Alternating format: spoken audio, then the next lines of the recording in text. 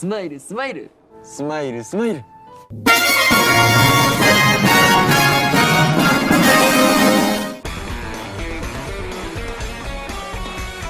Halo guys, balik lagi bersama gua di channel Dry Device. Oke, jadi di video kali ini pastinya gua bakal bahas Ultra Predator episode 7.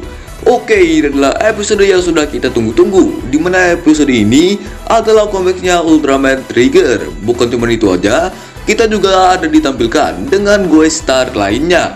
Cuman ya yang bikin kurang kalau menurut gua di episode kali ini adalah fase ceritanya, yang dimana kalau menurut gua ini agak cepet. Tapi kalau menurut gua ya, kalau kalian ya bisa aja beda lagi. Jadi silakan aja tulis pendapat kalian di kolom komentar guys. Jadi tanpa sat lagi, langsung aja simak videonya. Langsung aja yang pertama, yaitu anggota God Select yang lama. Oke, jadi ini juga ya bisa dibilang kayak kejutan juga lah ya. Karena di sini kita ditampilkan dengan anggota God Select yang lama. Di sini ada Kapten Tatsumi Seiya, Akito, dan juga pastinya ada Kengo. Nah, ini nih Akito ya, yang mulai dari kemarin dicariin terus.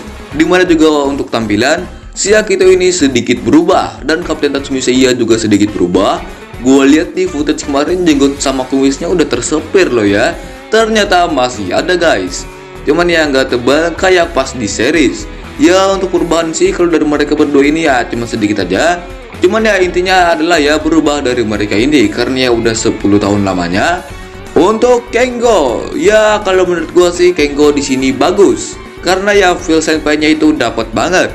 Apalagi pas dia ngobrol sama Kanata ya kan. Asli itu mata banget Kengo-nya. Dan juga itu mengingatkan kita ke Babang Daigon pastinya ya.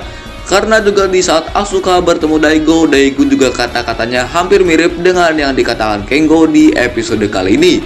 Ya kalau menurut dan pendapat gua sih ya Kengo di Decker ini keren sih ya. Tapi ya kalau dari kalian mungkin ada yang gak terlalu suka lah ya. Karena ya smile-smile-nya cringe lah apalah ya. Cuman ya menurut gua smile Kengo di Decker ini ya nggak cringe amat. Apalagi kan dia bilang smile di awal episode ini ya sama anak-anak ya kan. Jadi ya lebih bagus juga, masa ke bunga lagi.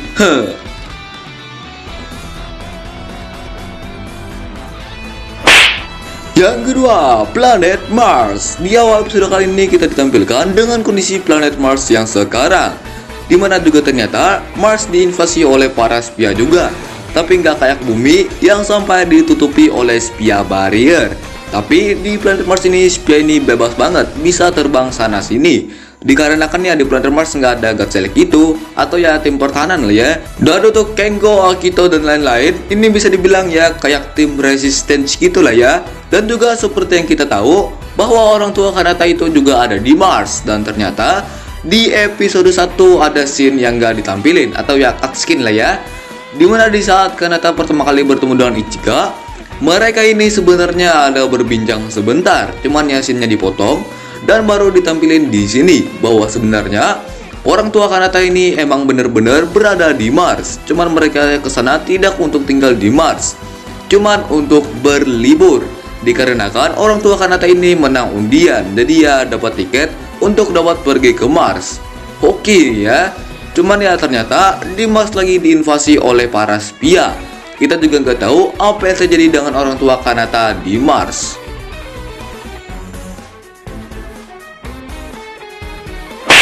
Yang ketiga, Ultraman Trigger. Seperti yang kalian tahu, episode ini jelas main highlightnya adalah comebacknya Ultraman Trigger. Dimana Ultraman Trigger di sini juga telah mendapatkan Ultra Dual Sword dari Yuzare. Untuk Yuzare nanti dulu kita bahasnya. Dimana di sini kita juga dijelaskan bagaimana cara Trigger dapat menembus spia barrier. Selain Ultra Dual Sword yang diberi oleh Yuzare juga memberikan Kaiju Dimension Card dari spia. Dan juga Ultra Dimension Card Ultraman Trigger lengkap dengan 3 form utamanya. Dan Akito ini pun meneliti kartu dari spia tersebut dan menambahkan ya kayak data-data spia gitu lah ya. Dan dari situ Trigger ini mendapatkan kekuatan yang serupa dan spia, dan juga dapat menembus spia barrier dan dapat pergi ke bumi. Untuk cara anggota God Select yang lama pergi ke bumi juga ya gue kurang tahu sih ya. Tapi bisa aja Akito ini mengcopy data dari Kaiju Dimension Card spia tadi dan membuat mereka juga berhasil ke bumi. Mungkin ya. Oh iya, untuk Yuna di sini nggak muncul, munculnya di episode minggu depan, yaitu episode 8. Yang dimana di episode ini dikatakan bahwa Yuna ini ada di bumi. Jadi ya Yuna sebenarnya udah ada ya sejak episode awal Decker. Cuman ya nggak ditunjukin aja. Dan katanya lagi Yuna ini juga sudah menjadi pengganti ayahnya, yaitu ya kayak kepala Shizuma Foundation gitu lah ya, katanya. Dan sesampainya Trigger di bumi, si Trigger ini langsung bertemu dengan Decker.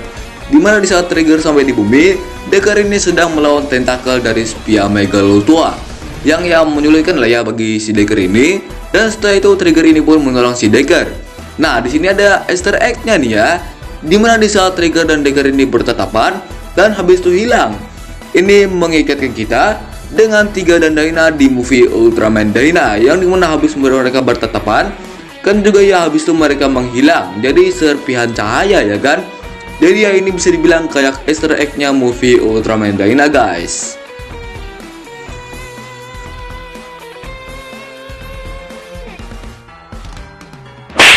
Yang keempat, Yuzare. Oke, seperti yang gue bilang sebelumnya, yang membedakan Ultra Dual Sword ini adalah Yuzare. Yang jadi pertanyaan, dapatnya dari mana? Apalagi kan selain beri Ultra Dual Sword, juga ngabarin Ultra Dimension Card sama Kaiju Dimension Card. Dan kartu-kartu tersebut biasanya kan langsung dari Decker, tapi kok ya ada di Yuzare? Yang jadi pertanyaan sih ya itu, gua aja mau bikin teori ya, bingung guys. Ya intinya itu semua dari Bandai. Dan juga penampilan Yuzare di Decker ini agak berbeda dengan yang ada di series Trigger. Dimana di sini Yuzare Decker ini memiliki rambut yang pendek dengan baju yang berbeda juga, sampai si Kengo aja nggak kenal loh ya. Dari info yang gua denger, katanya ya Yuzare yang ini berasal dari masa depan katanya. Tapi yang gue bingung lagi, kan Chokoda itu udah berakhir di Ultraman Trigger episode Z. Yang menarik itu kan ya udah menghilang dan sudah mengakhiri semua tentang Chokodai, dan seharusnya Yuzare juga ikut menghilang juga ya kan. Tapi kok ini beliau comeback lagi? Apakah ini Yuzare dengan entitas berbeda? Ya semoga kita dijelasin tentang ini di episode yang akan datang.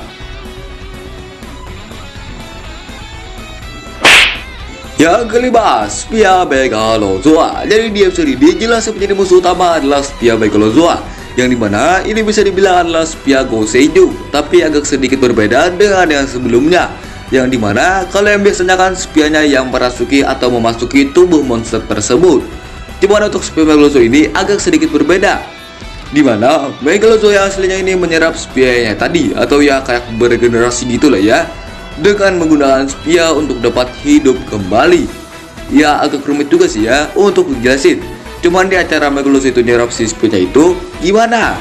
Itu yang bikin gue bingung loh ya. Kan ya kita tahu Megalozoa ini udah jadi puing-puing. Jadi yang mau nyerapnya itu gimana? Kalau spia yang nyentuh puing-puing ya masih dimaklumi lah ya. Tapi kalau teori gua, mungkin aja puing-puing Megalozoa ini tuh kayak menarik si spia ini untuk dapat menyentuh puing-puing dari Megalozoa, agar Megalozoa juga dapat hidup kembali. Ya kayak tarikan magnet gitu lah ya. Tapi ingat, ini cuma teori gua aja, dan gua juga ralat di video pembahasan sebelumnya. Kan gua bilang kemarin spia Megalozoa itu cuma muncul di episode 7 doang, dan ternyata pas udah tayang spia Megalozoa itu muncul 2 episode. Untuk yang kayak Gijere itu emang bener real ya, cuman jadi previewnya ini nggak ditampilin bener-bener. Dan juga di sini kita diperlihatkan dengan Carmilla, di mana setelah Kengo menebas spia Megalozoa, Carmilla ini muncul dalam tubuh spia. Langsung tuh ya, manakah Kengo? Jadi bisa aja Carmilla ini yang asli. Kalau katanya yang jadi entitas berbeda itu ya mungkin si Carmilla ini berhasil keluar dari tubuh si spia Megalozoa. Mungkin ya, itu cuma teori gua aja. Pokoknya kita lihat aja nanti gimana penerapannya.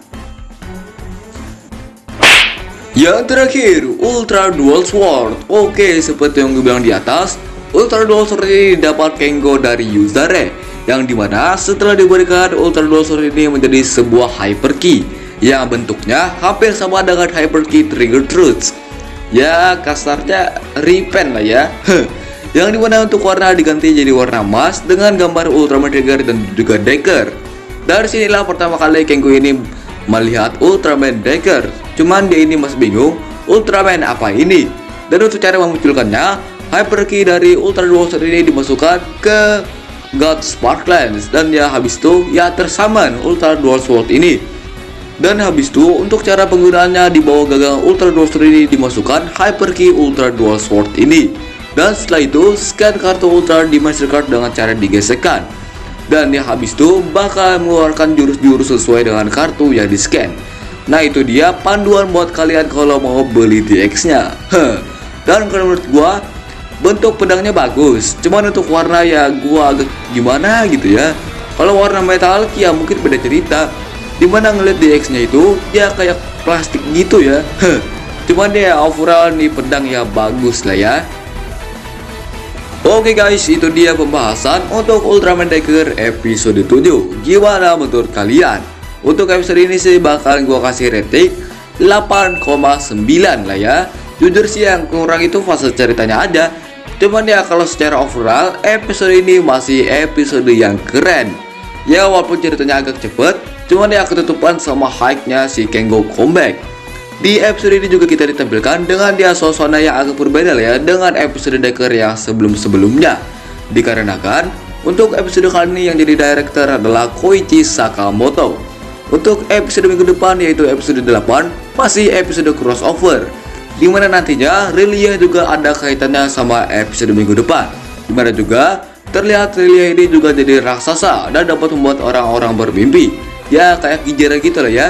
Dan episode minggu depan juga masih melawan Spia Megalozoa, dan juga Carmilla dan Yuna bakalan comeback. Patut dinantikan. Semoga aja cerita Sia bisa stabil lah ya. Oke guys, jadi jangan lupa like, share, komen, dan subscribe agar kalian tidak ketinggalan video-video baru dari channel Dry Device. Jika ada kesalahan dalam video ini, mohon maaf dan silahkan dikoreksi di kolom komentar. Jika kalian ingin request, silahkan aja tulis di kolom komentar atau DM gua di Instagram.